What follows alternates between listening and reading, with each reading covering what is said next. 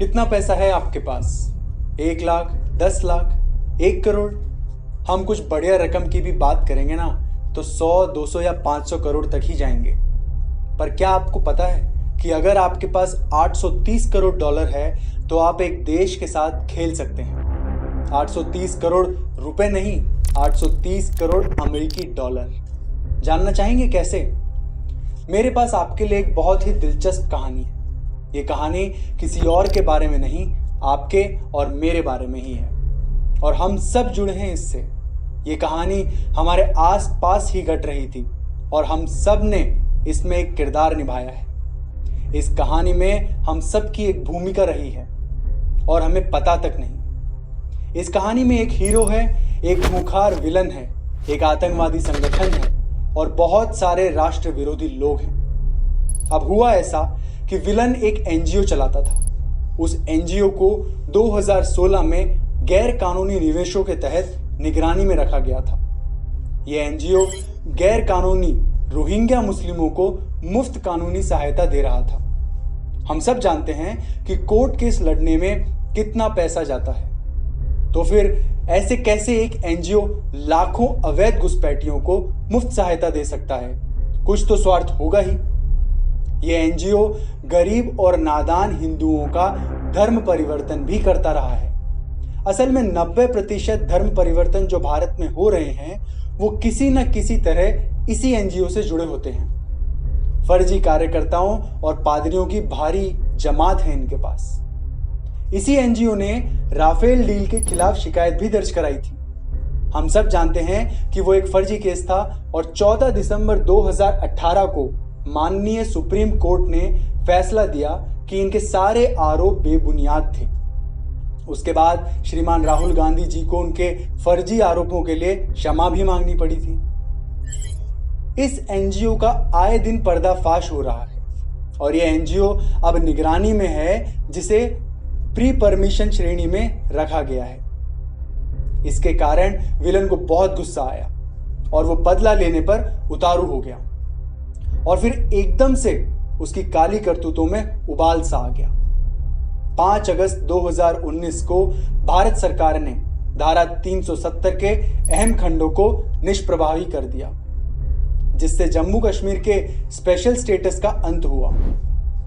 इससे हड़कंप मच गया उस देश में जहां आतंकवादी सुरक्षित रहते हैं। जी हां, मैं पाकिस्तान की बात कर रहा हूं। अब बात करते हैं इस कहानी के हीरो की। 22 सितंबर 2019 के दिन अमेरिका में हाउडी मोदी समारोह का आयोजन हुआ था। जैसे ही हमारे हीरो ने उस विशाल मंच पर कदम रखा तो भारत माता की जय जयकार से स्टेडियम गूंज रहा था। ये वही हीरो है जिसे हमने हमारे देश का माननीय प्रधानमंत्री चुना है, श्री नरेंद्र मोदी जी। इस समारोह के अगले ही दिन यानी 23 सितंबर को हमारा विलन न्यूयॉर्क में पाकिस्तान के पीएम इमरान खान से मिला। ये विलन कोई और नहीं, जॉर्ज सोरस है, जो एक एनजीओ चलाता है जिसका नाम है ओपन सोसाइटी फाउंडेशन। जॉर्ज एक अरबपति है जिसकी संपत्ति लगभग 830 करोड़ अमेरिकी डॉलर मतलब 6,640 करोड़ रुपए है। इमरान खान से मुलाकात के दौरान दोनों ने कश्मीर मुद्दे पर विचार विमर्श किया। अब समझने लायक बात यह है कि सारी भारत विरोधी ताकतें एक हो रही है। वो जानते हैं कि भारत ने अगर अपनी आंतरिक समस्या सुलझा ली तो भारत एक सुपर पावर बन सकता है। 27 सितंबर 2019 को हमारे प्रधानमंत्री जी ने 74वीं वार्षिक संयुक्त राष्ट्र महासभा को संबोधित किया। उसके तुरंत बाद इमरान खान ने उसी सभा में भारत और भारतीय आर्मी के खिलाफ जहर उगला, जो वो आम तौर पर करते रहते हैं। शायद मोदी जी ने वो सब याद रखा।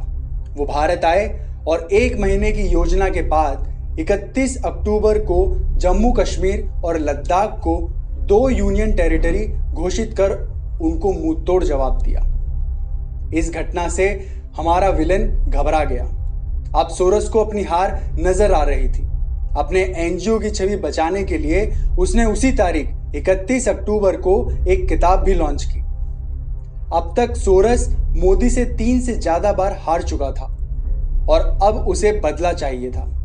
इसलिए उसने 24 जनवरी 2020 को विश्व आर्थिक मंच यानी वर्ल्ड इकोनॉमिक फोरम पर $1 बिलियन लगभग 6500 करोड़ रुपए देने की घोषणा की। राष्ट्रवाद और राष्ट्रवादी लोगों के खिलाफ उसने सीएए की भी आलोचना की और इमरान खान से फिर मुलाकात की। कमाल की बात यह है कि दूसरे ही दिन 25 जनवरी 2020 को शर्जिल इमाम का एक वीडियो वायरल हुआ जिसमें उसने कहा कि अगर 4-5 लाख मुस्लिम साथ हो जाएं तो वो असम को भारत से काटकर अलग कर देंगे। 2 दिन बाद 27 जनवरी 2020 को ईडी को जानकारी मिली कि एंटी सीएए प्रोटेस्ट और आतंकवादी संगठन पीएफआई के बीच आर्थिक लेन देन के तार जुड़े हुए हैं। तो क्या पीएफआई का भी इससे कोई संबंध है?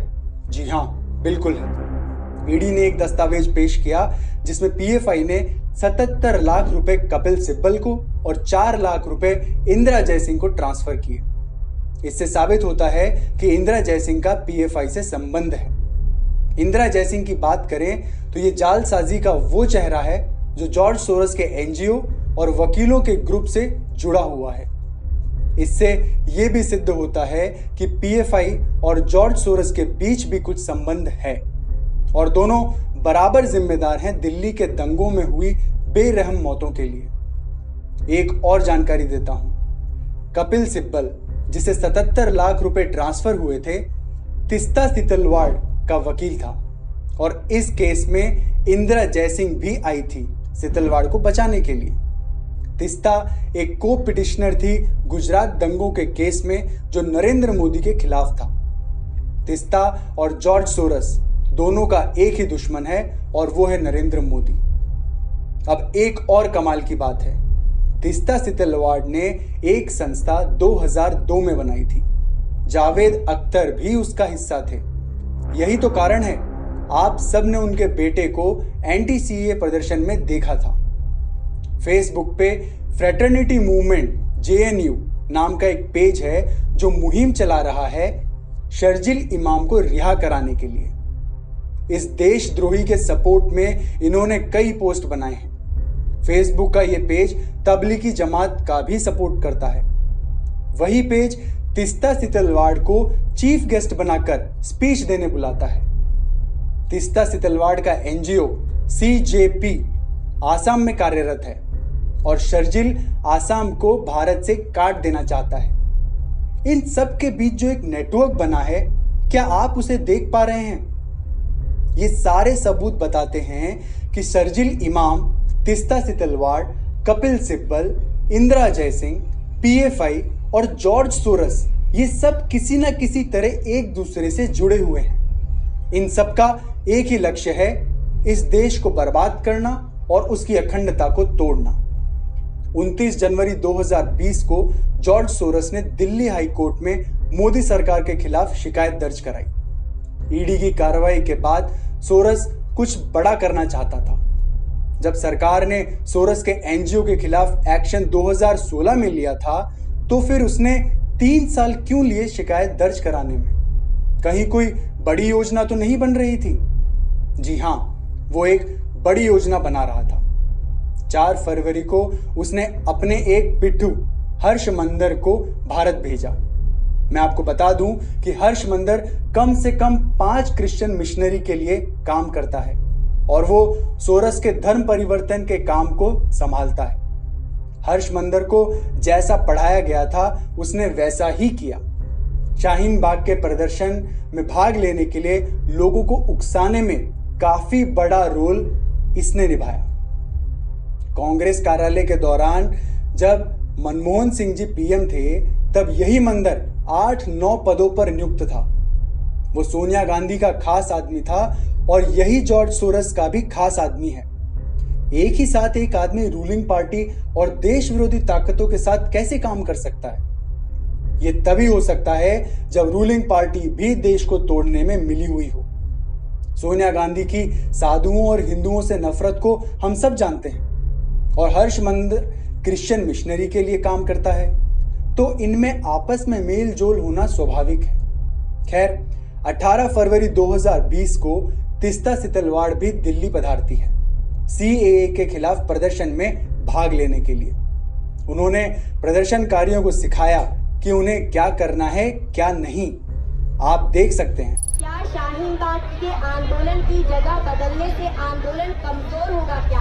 ये हमारा सवाल है, जवाब किसी को नहीं देना है, वो जवाब से पूछा जाएगा तो आपको एक एक को जवाब देना है, हम सब नोट करेंगे, ठीक है? तो ये पहला सवाल है, क्या शाहीन बाग के याद रखिए, तिस्ता जहां होगी वहां दंगे होने की संभावना बढ़ जाती है। यही काम इन्होंने आसाम में भी किया था, और क्योंकि अब वो दिल्ली आ चुकी थी तो यहां भी हालात कुछ वैसे ही बना दिए गए थे।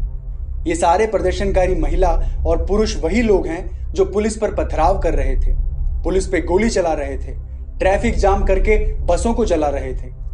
सच बात तो ये है कि ये लोग बीजेपी से कुछ रिएक्शन चाहते थे, जो 23 फरवरी 2020 को आ भी गया, जब कपिल मिश्रा ने सीएए के प्रदर्शनकारियों के विरोध में सार्वजनिक भाषण दिया। राष्ट्र विरोधी ताकतें इंतजार कर रही थी किसी भी तरह की टिप्पणी का, ताकि सारा दोष ट्रांसफर करने में आसानी हो जाए।